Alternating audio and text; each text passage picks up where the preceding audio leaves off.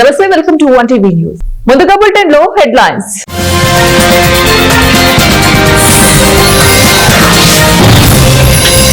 జాతి నిర్మాణంలో విద్యకు అధిక ప్రాధాన్యం, గవర్నర్ అబ్దుల్ నజీర్.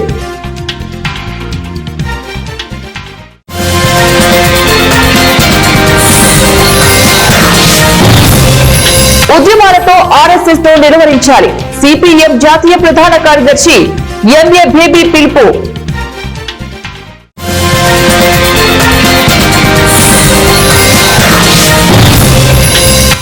జన సైనికుల ముసుగులో రౌడీలు, పోలీసులు కంట్రోల్ చేయాల్సిందే, పేర్ని నాని.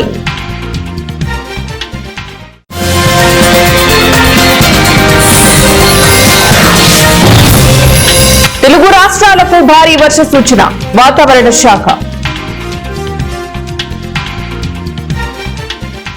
జాతి నిర్మాణంలో విలువలతో కూడిన విద్య గొప్ప ప్రాధాన్యతను సంతరించుకుందని రాష్ట్ర గవర్నర్ ఎస్ అబ్దుల్ నజీర్ పేర్కొన్నారు. గుంటూరు జిల్లా మంగళగిరి మండలం కూరుగల్లు గ్రామంలోని అమృత విశ్వ విద్యాపీఠం తొలి స్నాతకోత్సవం గురువారం జరిగింది. గవర్నర్ అబ్దుల్ నజీర్ ముఖ్య అతిథిగా పాల్గొని గ్రాడ్యుయేట్లకు డిగ్రీ పట్టాలు ప్రదానం చేశారు.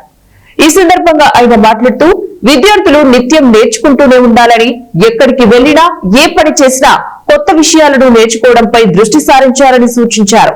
భౌతికంగా అనేక వస్తువులు వస్తూ పోతూ ఉంటాయని, నేర్చుకున్న విజ్ఞానం మాత్రం శాశ్వతంగా నిలిచిపోతుందని చెప్పారు.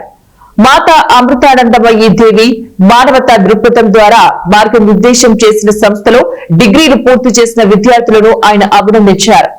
మాతా అమృతానందమయ్యి మఠం ప్రధాన కార్యదర్శి స్వామి పూర్ణమృతానందపూరి మాట్లాడుతూ విద్య, కరుణ ఆధారిత పరిశోధనలు అనే లక్ష్యంతో అమృత విద్యాపీఠం పనిచేస్తుందన్నారు.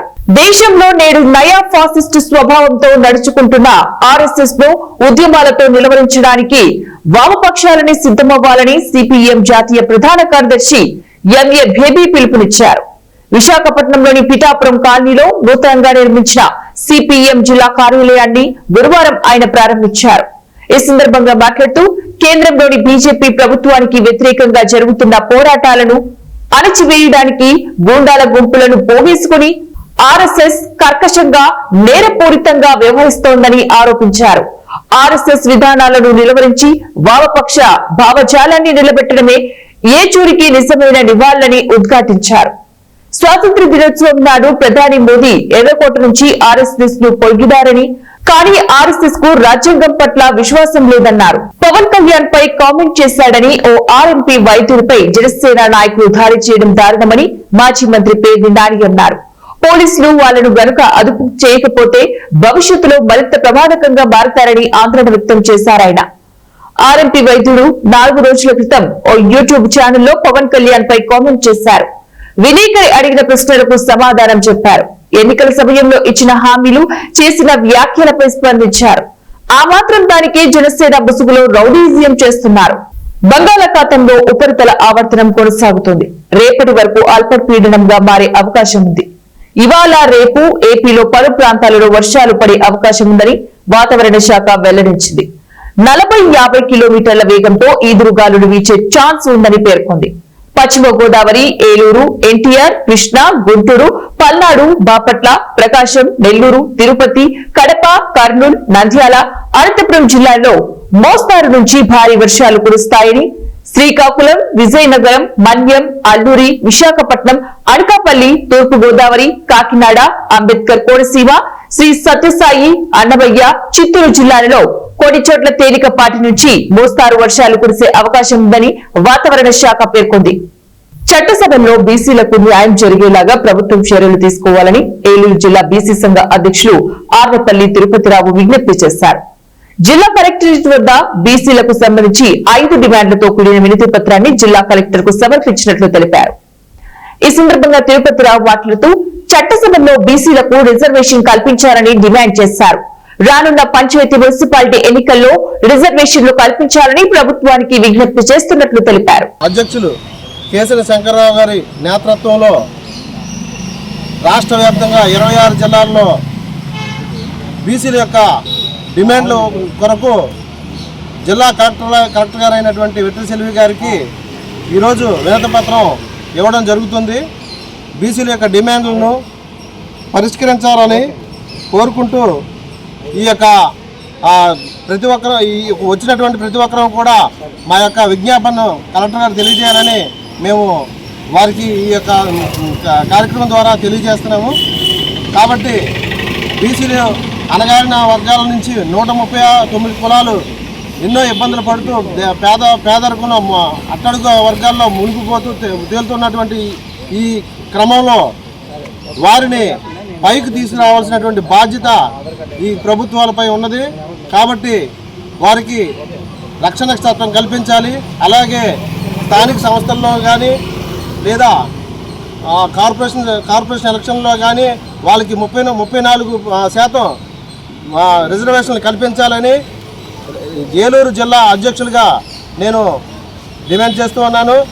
అలాగే రాష్ట్రంలో ఉన్నటువంటి 139 కులాలకు న్యాయం జరిగే వరకు మా రాష్ట్ర అధ్యక్షులు కేశవ శంకర్రావు గారి నేతృత్వంలో మేము పోరాటం చేస్తామని తెలియజేసుకుంటూ సెలవు తీసుకుంటున్నాం. జిల్లా బీసీ సంఘ అధ్యక్షుడైన నేను, నా పేరు ఆర్నేపల్లి తిరుపతిరావు. సూర్యాపేట జిల్లా మఠంపల్లి మండలం బక్కమంతులగూడెంలో 2 రోజుల క్రితం వాటర్ ట్యాంక్ క్లీన్ చేస్తూ నిచ్చెన విరిగి 2 కూలీలపై పడడంతో తీవ్ర గాయాలతో హాస్పిటల్లో చేర్చగా అందులో ఒకరు మృతి చెందారు. తమ కుటుంబాన్ని ఆదుకోవాలని మఠంపల్లి నుంచి హుజూర్ నగర్ రహదారిలో కుటుంబ సభ్యులు బంధువులు ధర్నాకు దిగారు. భారీగా ట్రాఫిక్ జామ్ అయింది. అందుకనే ఈ రోజు రోడ్డు మీద రాస్తారోకో చేస్తాను. ఈ రాస్తారోకో వల్ల ఇబ్బంది ఎవరికైనా కలిగితే వాళ్ళు క్షమించాలి, మన్నించాలి, అర్థం చేసుకోవాలి. కానీ ప్రాణం పోయింది. ప్రాణం పోతే మన ప్రాణం వస్తుందా? ఒక అర్ధగంట పోతే వాహనం పోతాడు, వెళ్ళిపోతాడు. కానీ ప్రాణం పోతే ప్రాణం రాదు. ప్రాణం పోతే ప్రాణం రాకపోతే ఆ ప్రాణంతో మిలిగినటువంటి ఆ కుటుంబ సభ్యుల్ని ఆదుకోవాల్సిన బాధ్యత వ్యవస్థ మీద ఉంది, ప్రభుత్వం మీద ఉంది, అధికారుల మీద ఉంది. ఈ జిల్లా మంత్రిగా ఉన్నటువంటి మన ప్రియ నాయకుడు ఉన్నటువంటి మన ఉత్తమ్ కుమార్ రెడ్డి గారి మీద ఉందని చెప్పి తెలియజేస్తూ వెంటనే ఆ కుటుంబం దగ్గరకు వచ్చి వాళ్ళకి 50 లక్షలు ఎక్స్గ్రేసియా, ఆ కుటుంబంలో ఉద్యోగం, వాళ్ళకి ఇందిరమ్మ ఇల్లు, వాళ్ళ ప్రభుత్వ పథకాలు ఇవన్నీ కూడా అందజేయాలని చెప్పేసి ఈ సందర్భంగా మేము తెలియజేస్తూ కొండల గారు జోహార్లు అర్పిస్తూ ఇక్కడ పాల్గొన్నటువంటి మీ అందరూ కూడా 5 సంవత్సరాల మేడం ఫోన్ చేసింది ఉదయాన్నే. ఫోన్ చేయగానే పోతున్నా మేడం, ట్యాంకీ కడగడానికి పోతున్నా. పోయి ఇంటికి తిరిగి ఇంకా రాలేదు.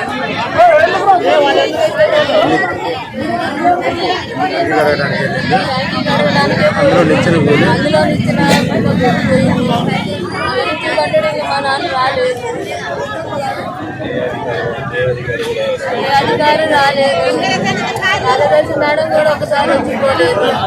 ఎవరు ఇంటికి వచ్చినట్టు పలకరించిన వాళ్ళు లేరు. మమ్మల్ని కుటుంబాన్ని ఎవరు ఆదుకోలేదు.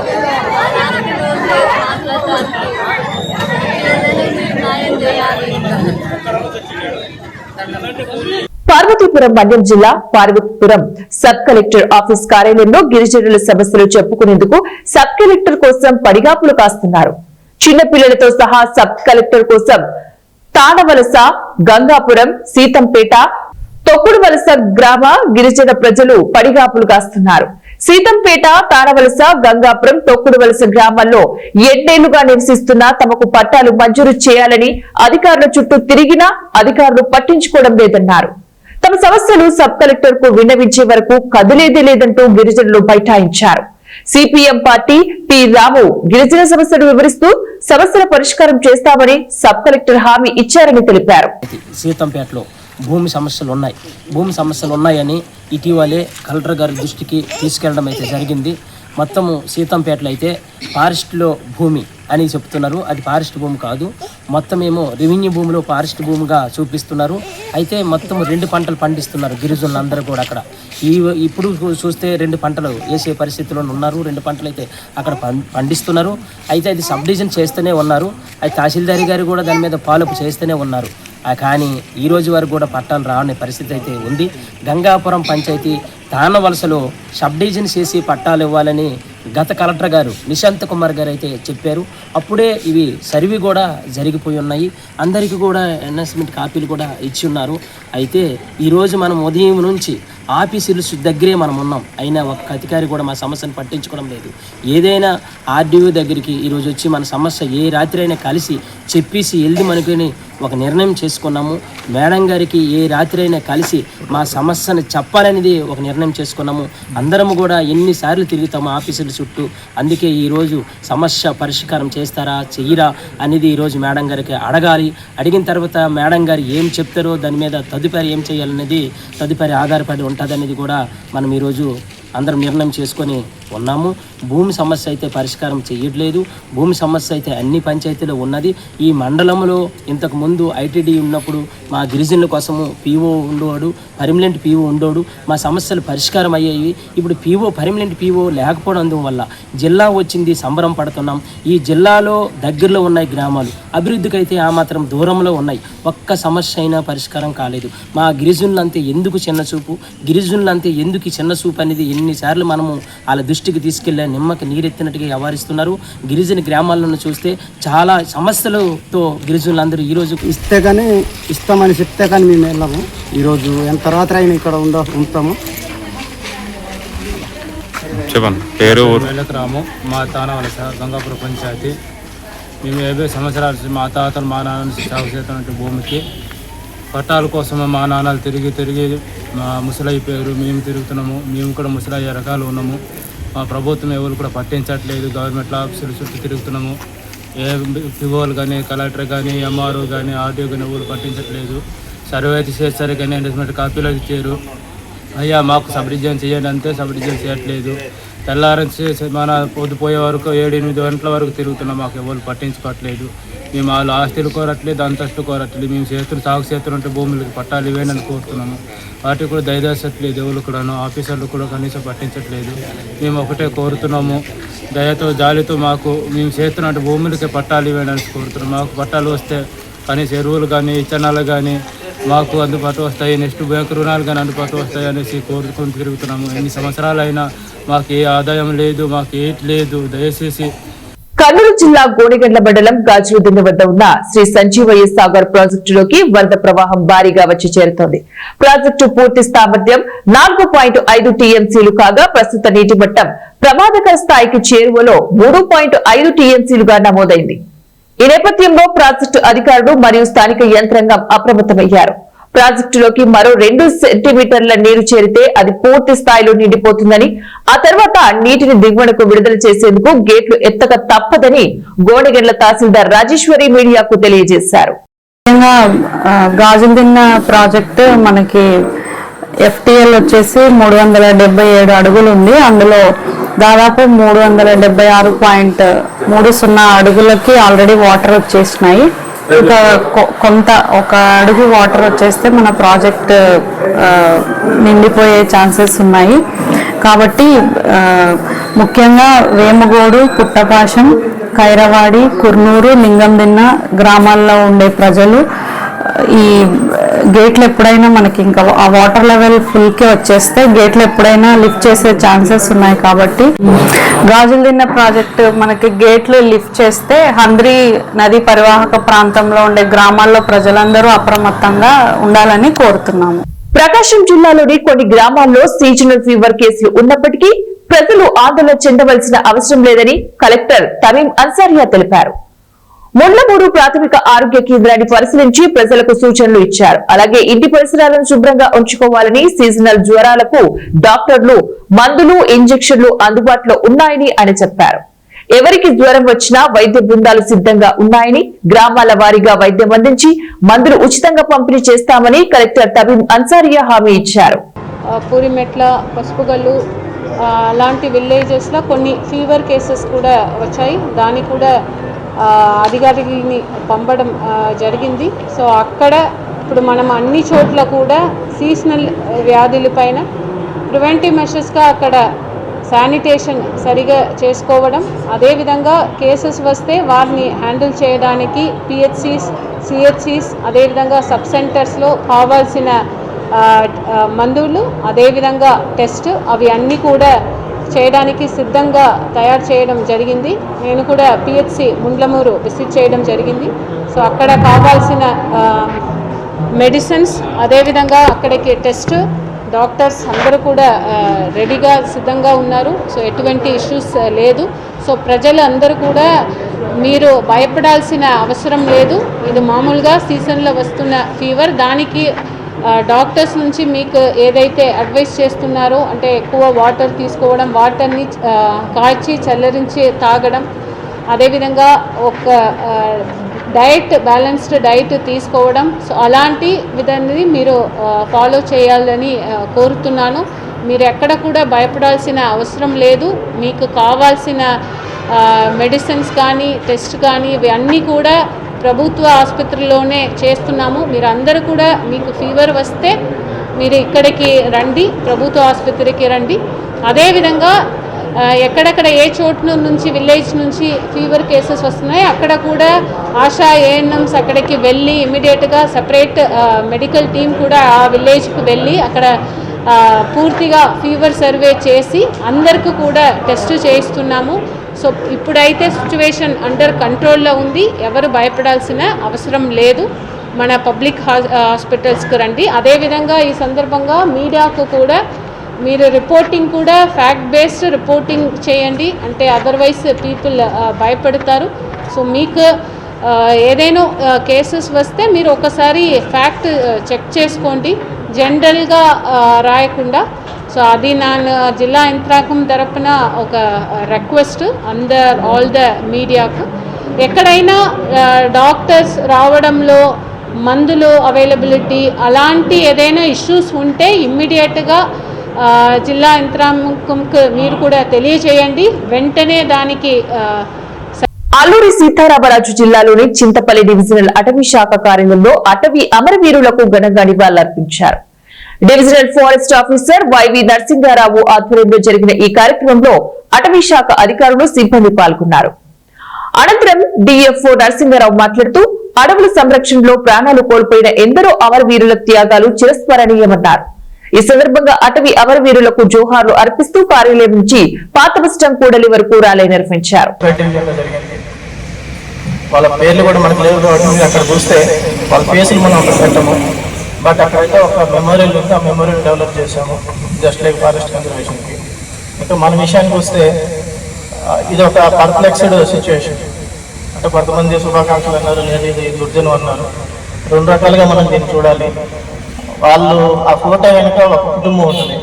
అంటే వాళ్ళు జాగ్రత్తలు తీసుకున్న కొంతమంది అసూలు బాస్ ఉంటారు, జాగ్రత్త తీసుకోకుండా కొంచెం తొందరపాటు చర్య, లేదా అంటే మనం పనిచేసే ప్లేస్ అన్లైక్ రెగ్యులర్ ఏరియాస్ లేకుండా ఒక అడవి ప్రాంతం. ఒక 30 మంది 40 మంది వచ్చినప్పుడు రెడ్ సైండర్స్ ఏరియాలో కూర్చుంటాము. 30-40 మంది వస్తారు, మనం 2-3 ఉంటాము. ఆబ్వియస్లీ ఓవర్ పవర్డ్ వాళ్ళే నెంబర్ కాబట్టి అసిస్టెంట్ బీట్ ఆఫీసర్స్ దాకా ప్రతి ఒక్కరు డొనేట్ చేసి ఇది ఒక ఐడియా. ఇలాంటి కార్యక్రమాలు డిఎఫ్ఓ చెప్పినట్టు తప్పగానే మనం అలాంటి మేజర్ ఇష్యూస్లో అందరు యూనిటీగా వెళ్ళి చేసుకుంటే ప్రత్యేకమైన ప్రికాషన్స్ తీసుకుని ప్రొటెక్షన్ చేయవలసిందిగా కోరుతూ ఇప్పుడు మనం మన పాత బస్టాండ్ దాకా ర్యాలీకి వెళ్తాం. బులెటిన్ ముగించే ముందు మరోసారి హెడ్లైన్స్.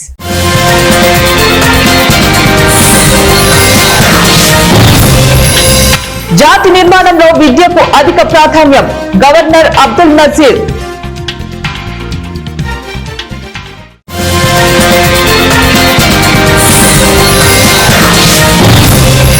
ఉద్యమాలతో ఆర్ఎస్ఎస్ తో నిర్వహించాలి, సిపిఎం జాతీయ ప్రధాన కార్యదర్శి ఎంఏ బేబీ పిలుపు.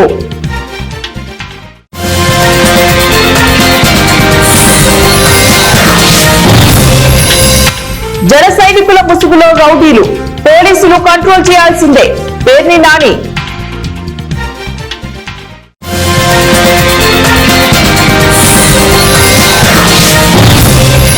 తెలుగు రాష్ట్రాలకు భారీ వర్ష సూచన, వాతావరణ శాఖ. ఇవి ఇప్పుడు బులెటిన్ డీటెయిల్స్. నెక్స్ట్ బులెటిన్ మళ్ళీ కలుద్దాం. Until then, keep watching 1TV News.